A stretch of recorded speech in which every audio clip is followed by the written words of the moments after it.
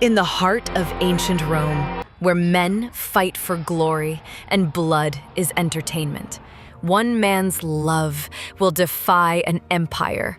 This is the beginning of Spartacus, a tale of betrayal, battle, and vengeance.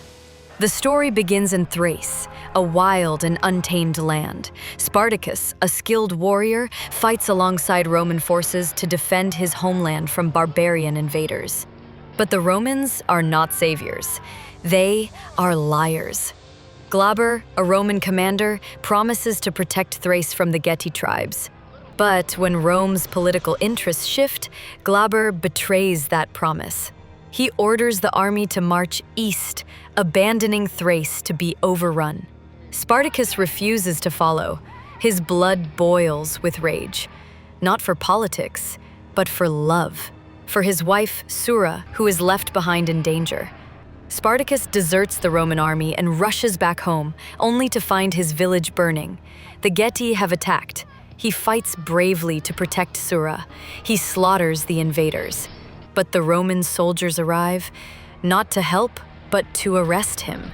Glaber, furious at Spartacus's defiance, brands him a traitor. Sura is captured. Spartacus is shackled. His world destroyed. Spartacus is taken to Capua, a Roman city of blood sport and slavery. There, in a grand arena, he is forced to fight for survival, entertainment for the Roman elite. His first battle is brutal. He's thrown into a pit of trained gladiators. He fights not as a warrior, but as a desperate man who has nothing left. And yet, he survives. Against all odds, he defeats them all. The crowd roars.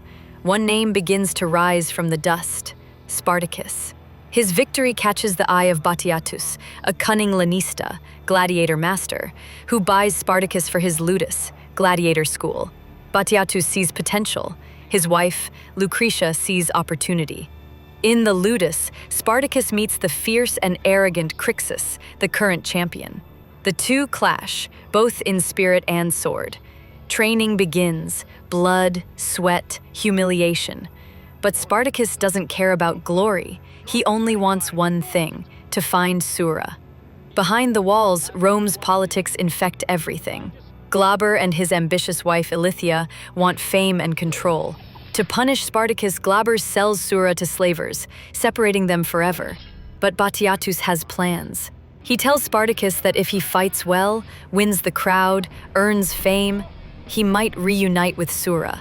A spark of hope burns in Spartacus's heart. He takes the deal.